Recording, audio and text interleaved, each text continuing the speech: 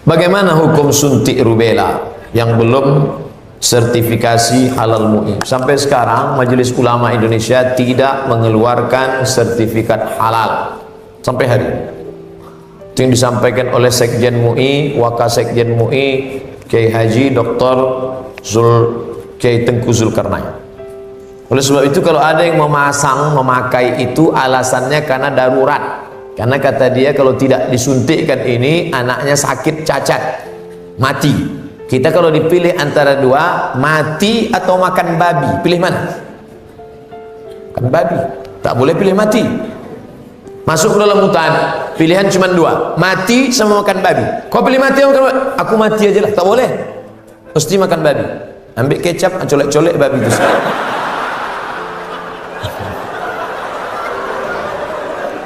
Tak boleh pilih mati. Nah, jadi kalau bapak ibu takut anak itu cacat, sakit, dipakainya hukum darurat itu. Ustadz Somad, saya tanya emak saya ini orang kampung. Mak, aku dulu waktu kecil ada disuntik cacar, suntik ini enggak. Kau dari kecil tak pernah disuntik. Asal datang dokter puskesmas, kularikan kau ke hutan. Sampai sekarang saya hidup, tak ada sakit. Pernah ada terapel ngajak saya umroh. Ustadz, kapan Ustadz ada kosong mau suntik? Kalau kalian mau berangkat, berangkat. Tapi aku terus terang tak bisa suntik. Kalau tak dapat visa Pak Ustadz, saya tak berangkat. Sampai hari H saya tak suntik. Tak bagaimana ceritanya mereka dapat visa, berangkat. Katanya kalau tak suntik sakit mati, tak mati. Tapi ini tak bisa jadi hukum. Saya tak mati, yang mendoakan saya banyak.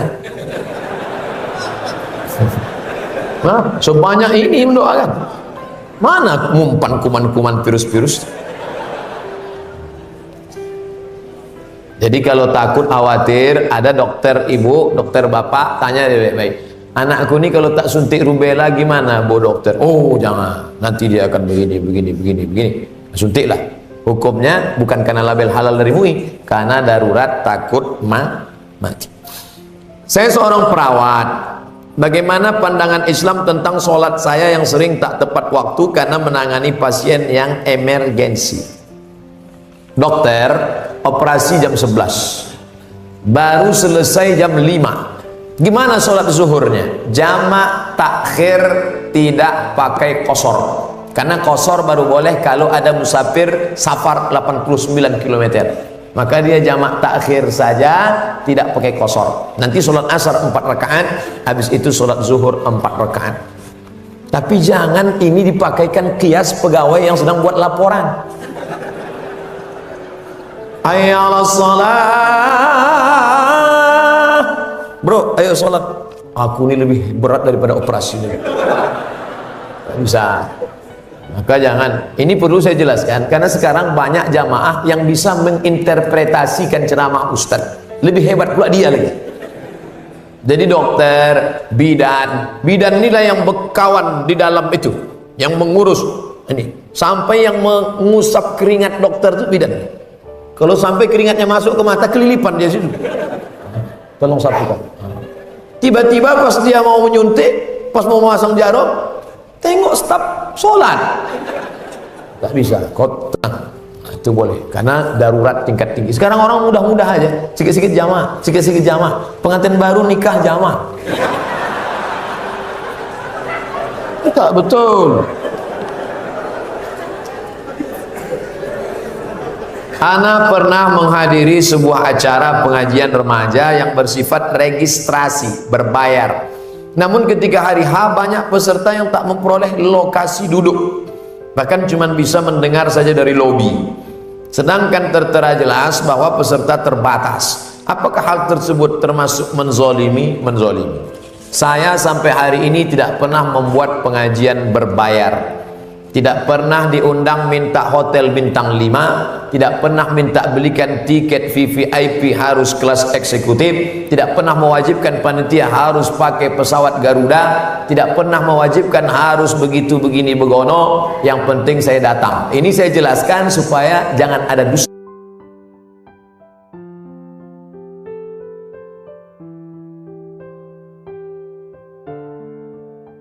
di antara kita. Karena banyak fitnah-fitnah nelpon orang dari satu daerah, Ustadz Somad kenapa nggak datang? DP kan sudah kami kirim. Sama siapa kau kirim? Yang kemarin tim datang kepada kami, bukan tim saya bukan model begitu, saya ustadz, saya bukan artis, walaupun banyak artis minta foto sama saya. Nah, itu.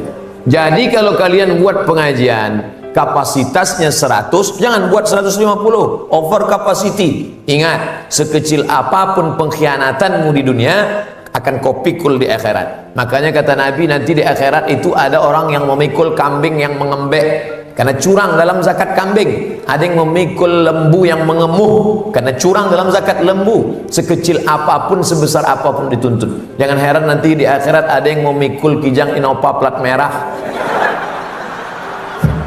karena kau curang di dunia. Masih keren juga kalau mikul Avanza, mikul Alphard, keren. Ada di akhirat itu nanti memikul bakwan yang dulu makan 3 bayar 1. Itu kecurangan.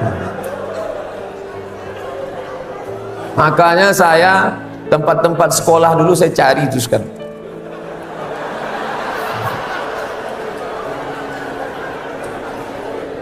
Jangan sangka menangis di pintu Ka'bah, pergi ke Makkah, duit banyak, umrah, labbaik Allahumma labbaik, labbaik, selesai. Mana bisa? Dosa yang bersifat materi mesti kau bayar, mesti kau balikkan. Banyak yang menung kan?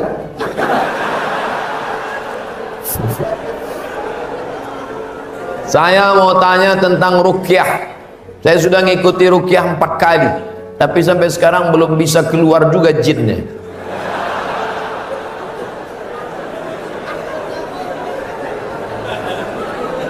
Nanti pergi ke Pekanbaru, mana tahu hari libur, di belakang Hotel Premier ada Masjid Al-Falah. Ini nomornya, catat. Mana tahu ke Pekanbaru. Mungkin sama Ustadz ini jin itu tak takut, yang ini dia takut. Catat nomornya.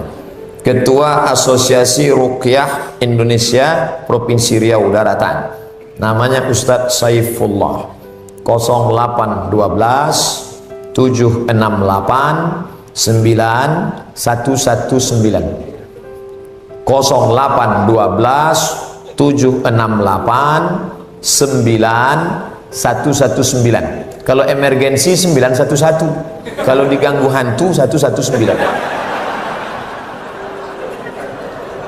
Datang ke sana, jadi tak salah kita coba.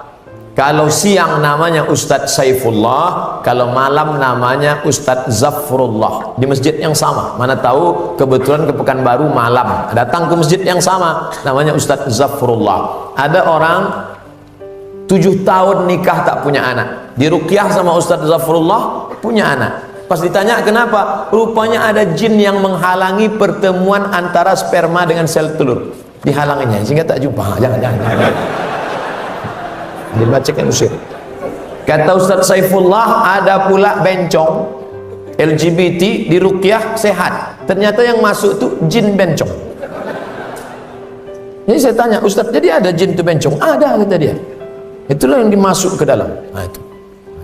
Ustadz, udah di ruqyah 2-3 kali tetap juga sakit. Berarti tidak. Pemarah, laki saya ini pemarah Ustadz. Sudah di ruqyah 5 kali tak juga hilang marahnya. Berarti tak salah jin.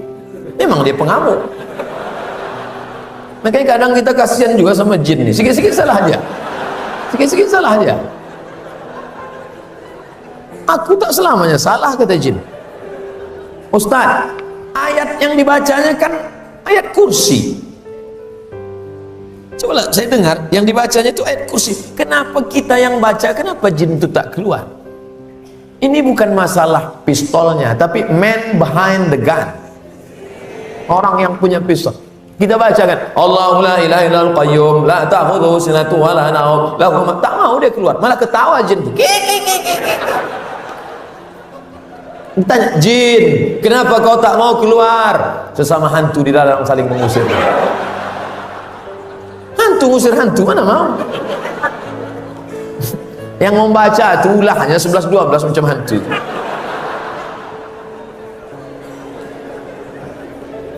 Ustadz, bagaimana mengikhlaskan perceraian agar tidak depresi? 5 langkah.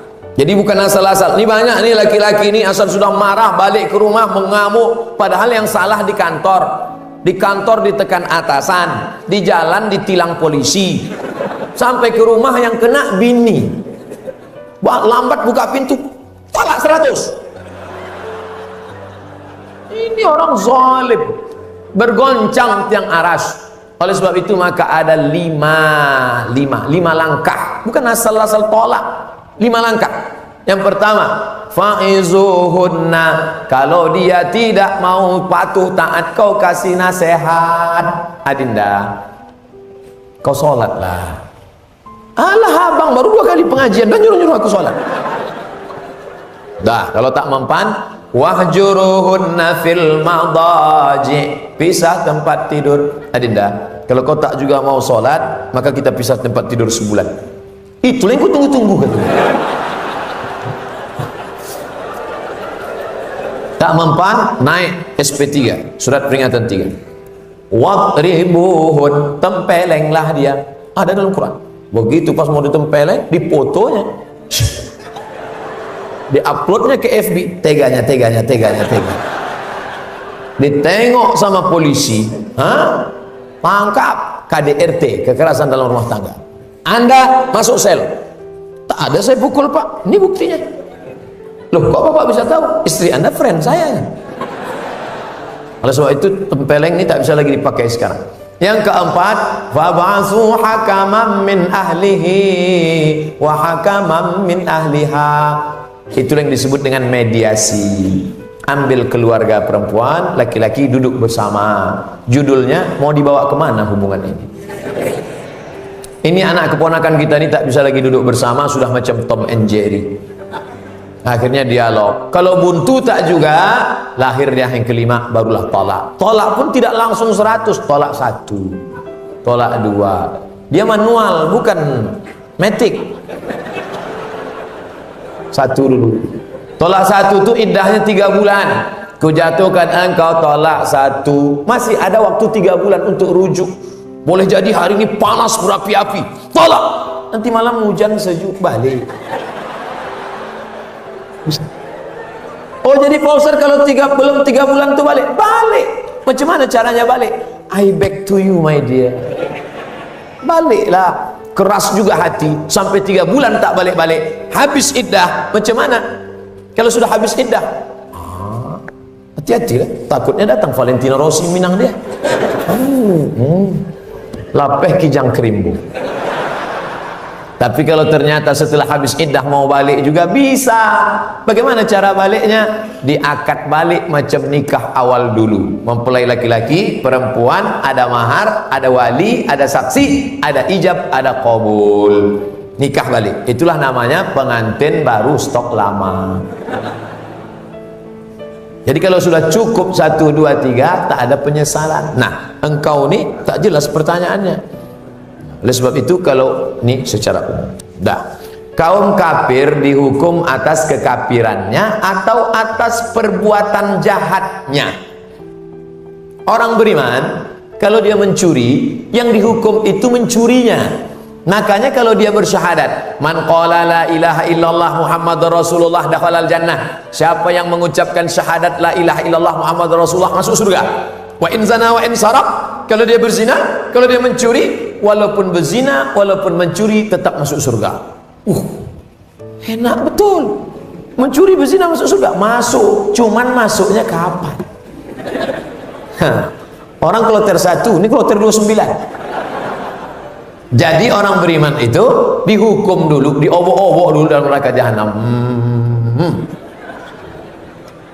Masuk dulu ke dalam, barulah masuk ke surga. Makanya kita selalu berdoa, jangan sampai kami transit, jangan sampai kami transit, jangan sampai kami transit. Rabbana atina fid dunya hasanah wa fil akhirati, jangan sampai kami transit. Wa qina adzabannar.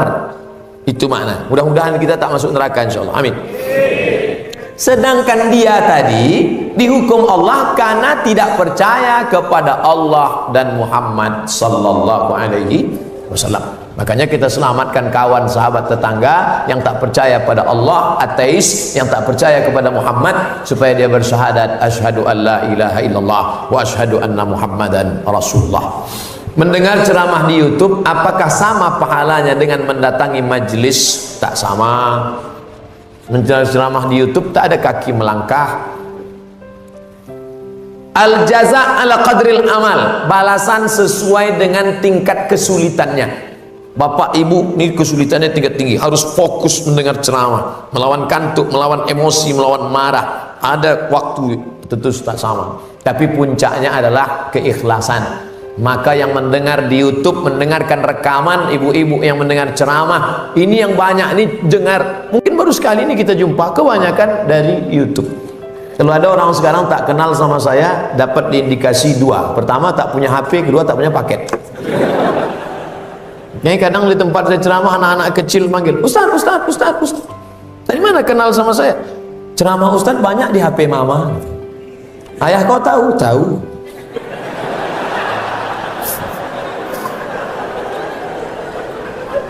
Bagaimana pandangan Islam terhadap tinju? Baik uang yang diterima maupun piala yang diberikan dari hasil tersebut. Tinju dimasukkan salah satu olahraga fisik. Maka dalam Islam tidak mengharamkan olahraga dengan syarat dan ketentuan berlaku.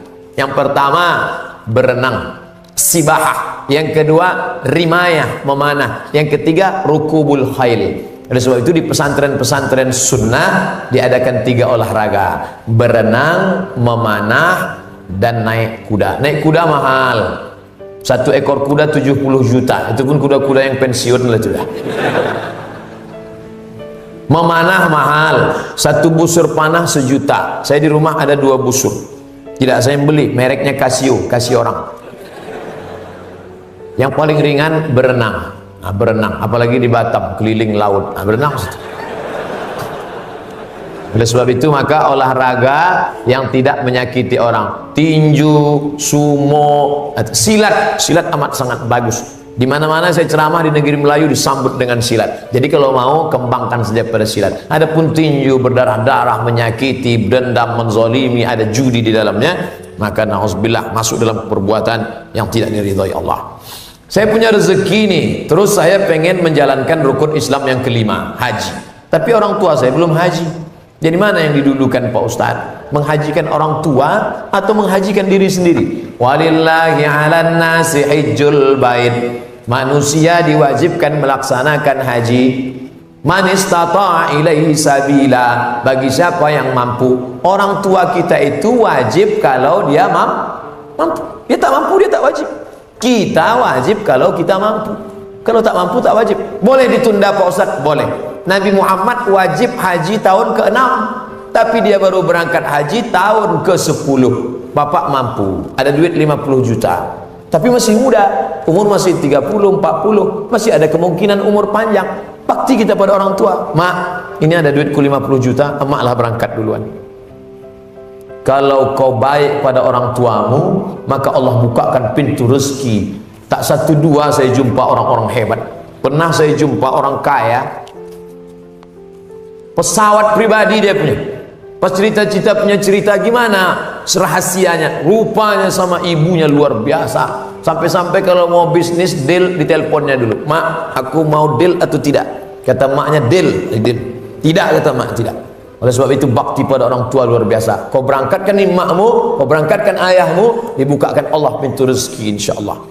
Oleh sebab itu maka hukum asli wajibnya engkau berangkat, tapi rukun kau berikan ini pada orang tua, inilah bakti. Andai kau gendong orang tuamu dari Batam pergi ke Makkah, balik lagi, belum tentu dapat kau tebus bagaimana dia merangis, meratap, meregang nyawa saat melahirkan. Oleh sebab itu selalu saya pesankan ke anak-anak di sekolah, kalau tak bisa kau bahagiakan orang tua, jangan kau susahkan orang tua.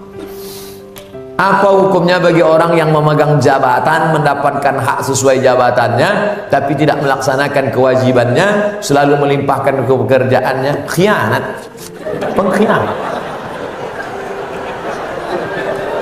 Idza haddatsa kadzaba, Kalau dia bicara dusta, wa idza wa'ada akhlafa, kalau berjanji ingkar, wa idza tumina, kalau dikasih amanah khana, berkhianat. Jadi kasih amanah tapi tidak mau dilaksanakannya, maka dia pengkhianat. Maka taubat nasuha, salat sunat taubat, mandi taubat, minta ampun pada Allah, balik kepada jalan yang benar. Kalau tidak, nauzubillah. Kalau yang kita khianati satu orang, minta maaf sama dia. Tapi kalau kita khianati satu provinsi Kepulauan Riau, nanti di akhirat berkumpul semuanya, Adam, Idris, Nuh, Hud, Salih, Ilyas, Zakaria, Musa, Yahya, Isa, Daud, Sulaiman, Ayub, Zulkifli. Kemana kita mau minta? Jangankan di padang mahsyar, di padang panjang aja payah jumpa. Apakah gaji yang kita terima setiap bulan itu halal apabila tidak melaksanakan? Haram karena memakan pengkhianatan, tidak sesuai dengan tupoksi, tak sesuai dengan SOP, standar operasional pekerja pegawai. Ini sudah kerjanya, ini pendapatannya, ini titik peluh keringatnya, ini. Maka wa may yaghlul, siapa yang curang, siapa yang berkhianat, dia akan membawa kecurangan itu, naudzubillah. Dibawa duit full, kerja tak full, duit full, sampai ke rumah kasihkan ke istri bertanak nasi menjadi nasi, beras menjadi nasi, nasi disuap ke mulut menjadi darah, darah berubah menjadi daging. Ayyuma lahmin nabata min haramin, setiap daging di badan tumbuh dari yang haram, fannaru aulabi, tempatnya api neraka. Setiap daging darah tumbuh di badan dari yang haram, tempatnya api neraka. Ditimbang di akhirat, Abdul Somad, berat engkau 50, yang halal 20 saja. Berapa lama kita mesti dibakar? Kullama nadijat juluduhum, ketika kulit mereka gosong hangus terbakar, badalna juludan ghairaha, kami ganti dengan kulit yang baru, liyadzuqul azab, supaya mereka merasakan azab. Nauzubillah. Jangan pernah curang dalam kehidupan, karena kita akan hidup sekali lagi mempertanggungjawabkan perbuatan di hadapan Allah Subhanahu wa taala. Apa hikmah dari istighfar yang dicontohkan Nabi? Mengapa ada hitungan Nabi istighfar 70 kali? Wallahi, demi Allah, inni la astaghfiru ila rabbi wa atubu ilaih, aku beristighfar kepada Allah mi'ata marrah, 100 kali sehari semalam. Ini hadis problem. Nabi itu kan tak ada dosanya. Dia tidak minum khamar, dia tidak berjudi, dia tidak berzina, dia tidak riba, dia tidak gosip. Kenapa dia istighfar sampai 100 kali? Setelah diteliti, dosa Nabi bukan berzina, dosa Nabi bukan minum khamar, dosa Nabi bukan riba, gosip. Dosanya apa? Sekali dia merasa hatinya lalai, dia sudah menganggap itu dosa. Andai itu kita jadikan sebagai dosa, kita ini memang lalai, lupa. Jangankan di luar sholat, dalam sholat itu kadang kita lalai. Allahu Akbar, nampak HP di balik TV.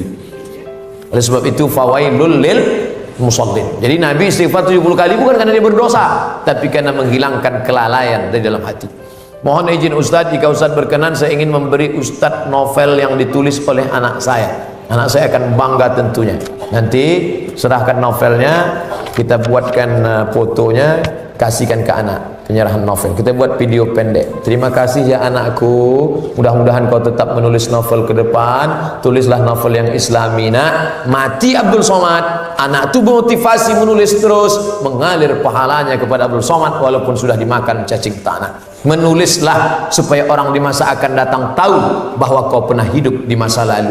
Habibur Rahman Al-Shirazi, Buya Hamka, menetes air mata menonton bagaimana ketika Zainuddin ditinggalkan Hayati. Dari mana tuh novel Tenggelamnya Kapal Panderwijk? Dari mana Ustaz tahu? Semalam nonton di Speed waktu mau ke Lingga. Saya ingin bertanya Ustaz, bagaimana Islam memandang seorang yang mengagumi, mencintai pasangan orang lain?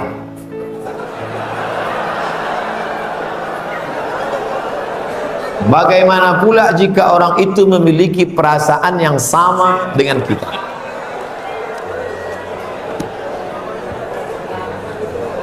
Hidup ini ada pilihan, ada keterpaksaan. Hidup ini ada pilihan, ada keterpaksaan. Saya mau ceramah antara duduk dan berdiri. Pilihan atau keterpaksaan? Pilihan. Ustaz mau duduk atau berdiri? Saya pilih berdiri. Kenapa Ustaz pilih berdiri? Menunjukkan bahwa saya masih muda, masih sehat. Antara minum atau tidak minum, pilihan atau keterpaksaan?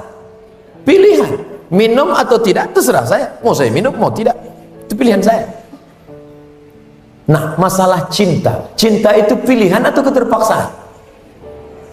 Nah, Cinta tidak pilihan. Cinta adalah keterpaksaan. Oleh sebab itu maka kadang kita tengok orang ganteng bininya buruk. Kenapa? Terpaksa.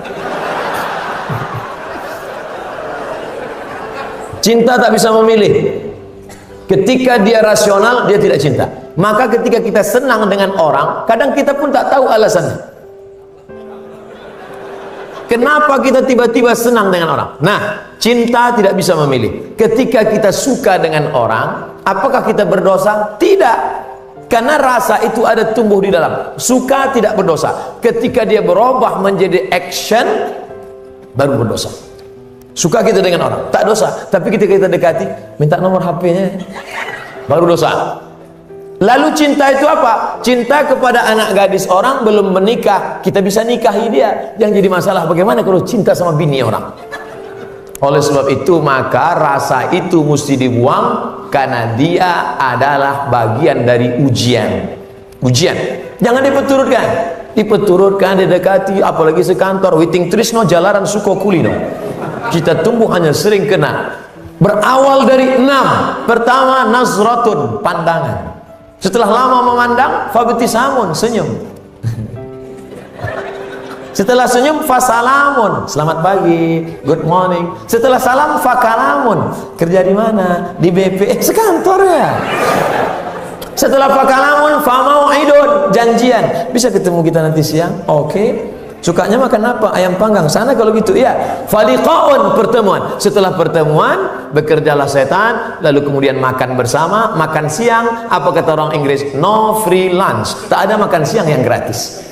Akhirnya terjadilah apa yang terjadi. Maka kalau ada bibit-bibit itu terasa di dalam, tekanlah dia, jangan lagi pandang, jangan diperturutkan. Itulah nilai jihad. Bukan jihad berdarah-darah melawan Belanda, tapi jihad hawa nafsu yang justru jauh lebih besar. Melawan meriam Belanda banyak orang tahan. Meriam Belina apa ya?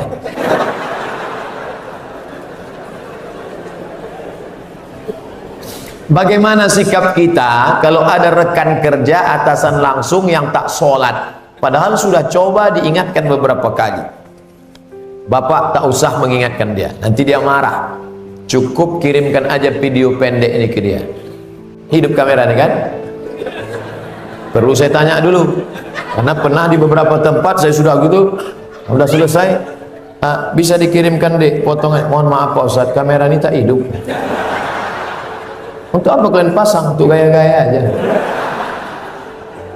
Man taraka sholata muta'ammidan, siapa yang meninggalkan sholat secara sengaja, faqad kafara jihara, kafirlah dia secara nyata. Siapa yang tidak sholat maka gugur 4 fardu kifayah, tidak dimandikan, tidak disolatkan, tidak dikafankan, tidak dimakamkan di pemakaman kaum muslimin. Jadi jenazahnya gimana? Campakkan laut luas. Dah, kirim, like and share. Sengaja saya buat pendek supaya bisa masuk Instagram 1 menit insyaallah. Ustadz punya Instagram? Punya. Yang mana tuh Pak Ustadz? Itu yang followernya 3,7 juta itu.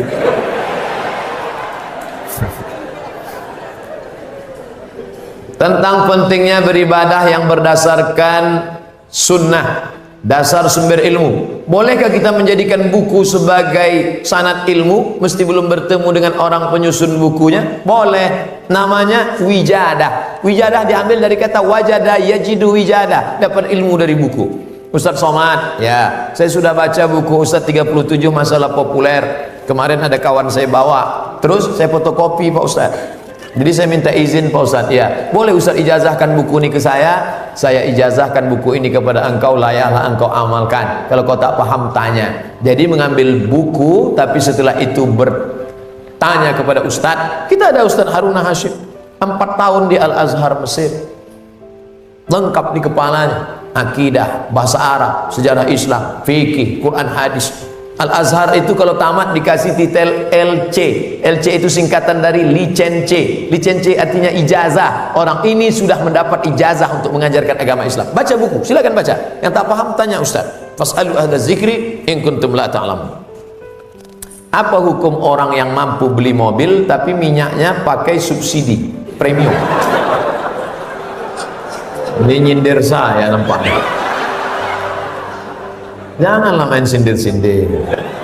Kalau mau turun saya baru tanya langsung.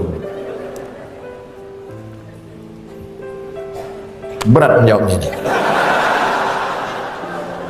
Kita bandingkan dengan negara lain, bagaimana harga minyak, bagaimana hebatnya negeri kita, gemah ripah, loh jenawi, tongkat dan batu jadi tanaman, untayan zamrud, katulistiwa di bawah minyak, di atas minyak.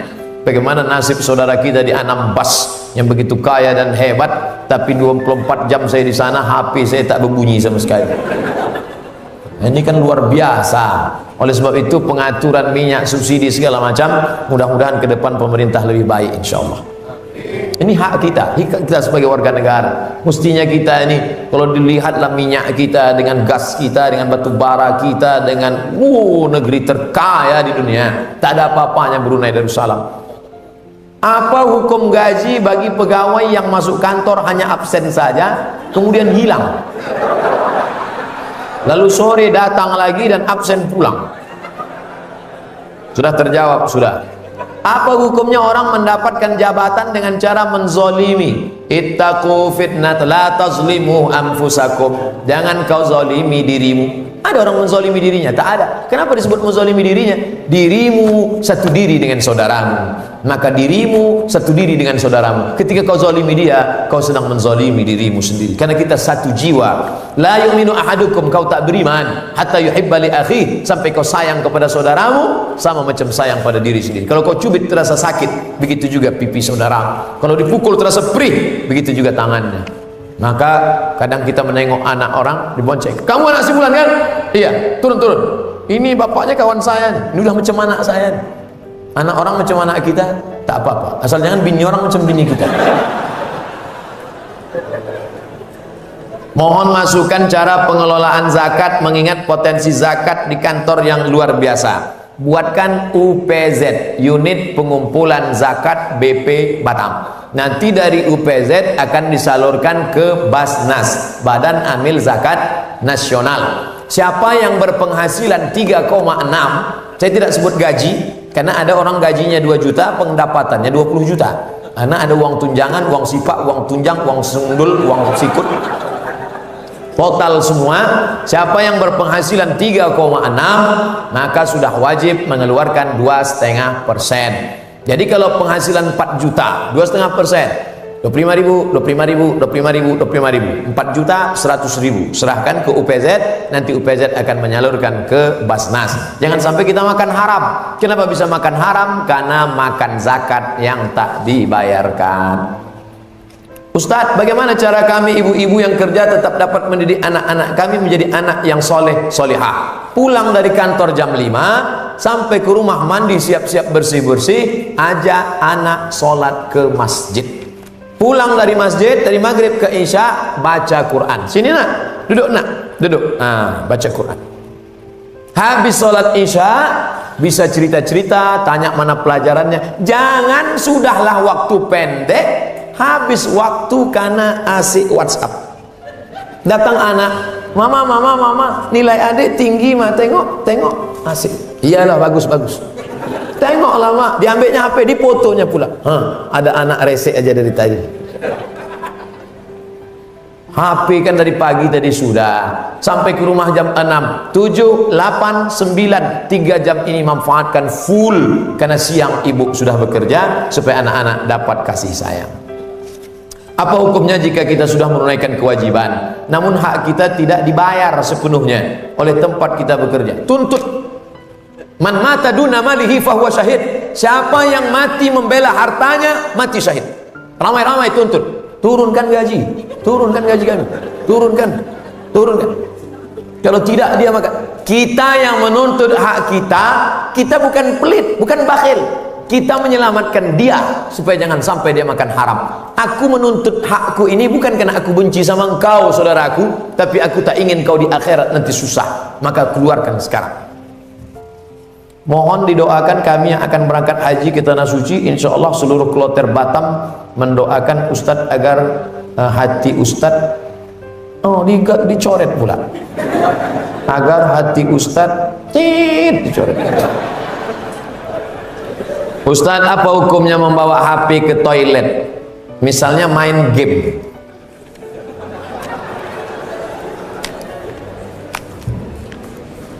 Ada orang buang air besar sambil main game. La ilaha illallah Muhammadur Rasulullah. Fokus sajalah di satu pekerjaan. Tak usah lain-lain.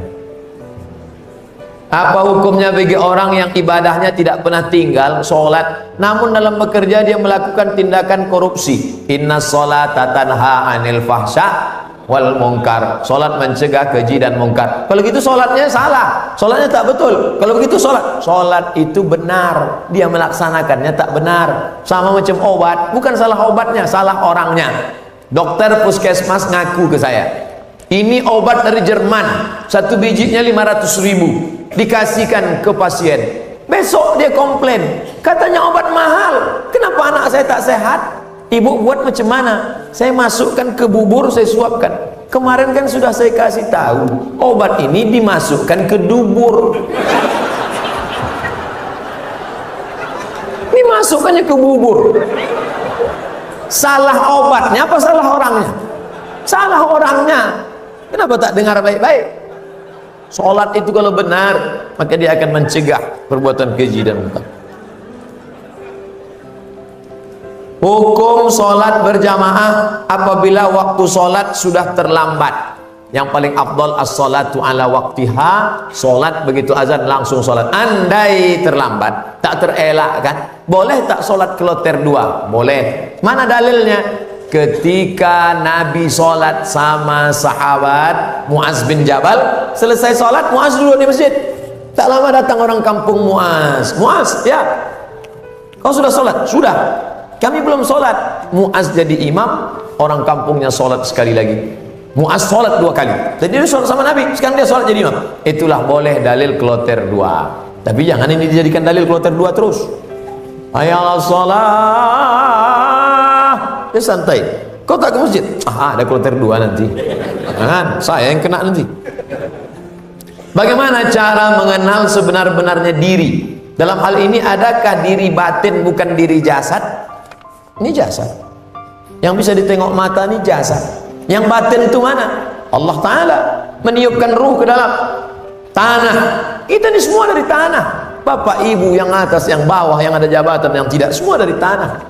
Dari tanah berubah. Coba tengok, inilah diri sebenar diri ada di dalam diri kita ini. Ditanyakan kepada Nabi, yas'alunaka 'anir ruh, mereka bertanya kepadamu ya Muhammad tentang ruh. Qul, katakan ya Muhammad, qulir ruhu min amri rabbi, diri sebenar diri urusan Allah. Wa ma utitum minal ilmi illa qalila, tidaklah engkau diberitahu itu tentang itu kecuali sedikit saja. Kita hanya perlu meyakini bahwa ini akan mati dimakan cacing tanah, hancur berkeping, tapi ada yang tak mati. Dalam alam ruh dia tak mati, dalam perut ibu dia tak mati, dalam alam dunia dia tak mati, dalam alam barzakh kubur dia tak mati, dalam surga dia tak mati, dia tetap akan kekal dalam surga, khalidina fiha abada. Tak perlu dicari-cari itu, pejamkan mata, itu dia. Enggak, kita hanya disuruh beriman bahwa dia ada, roh ditiupkan ke dalam jasad badan kita, dan kita akan mati menghadap Allah. Lalu nanti kalau kita hidup lagi, apakah jasad ini? Ya, karena di badan kita ini ada satu yang tak hancur, ujung tulang belakang, namanya azmuz zanab. Ditunjuk innama amruhu idza arada syai'an ayaqula lahu kun fayakun. Kita akan bangkit hidup, tumbuh balik menghadap Allah Subhanahu wa taala. Kenapa ketika saya berusaha keras mendekati Allah, musibah pun tak pernah berhenti menghampiri?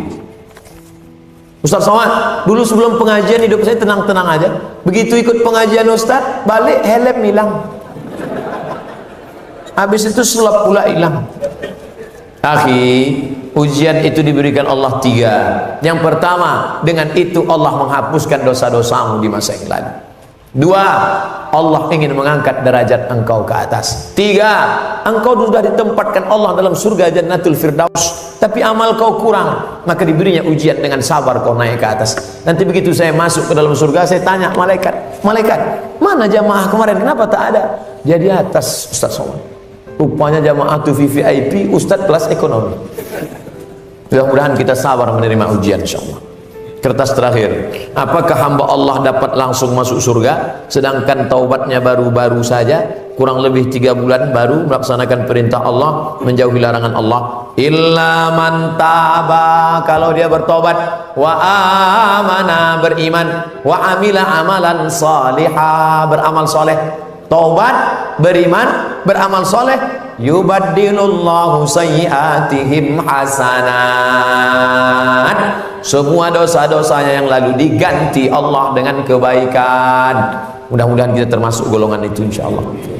Taubat nasuha. Bagaimana cara taubat nasuha Pak Ustaz? Mandi taubat. Bagaimana cara mandi taubat Pak Ustaz? Basah semua. Mana yang duluan basah Pak Ustaz? Terserah. Kalau salto di jembatan Barelang, kepala duluan. Hilang dosa saya Pak Ustaz. Kalau di jembatan Barelang, jangankan dosa, orang hilang sekalian. Setelah mandi taubat, solat sunat taubat 2 rakaat. Usolli sunnatat taubat rakaataini lillahi ta'ala. Allahu Akbar. Ayat bebas, macam tahiyatul masjid. Habis itu istighfar. Astaghfirullah. Saya tak mau nyanyi-nyanyi Pak Ustaz. Pendek, astagfirullah. Menangis bagus. Astagfirullah. Nanti malam bangun jam 2 istighfar. Terbangun bini. Abang kenapa menangis? Banyak dosa. Dosa kita akan tak ada. Dulu kita langsung nikah ta'aruf, mana dosa? Bukan sama kau.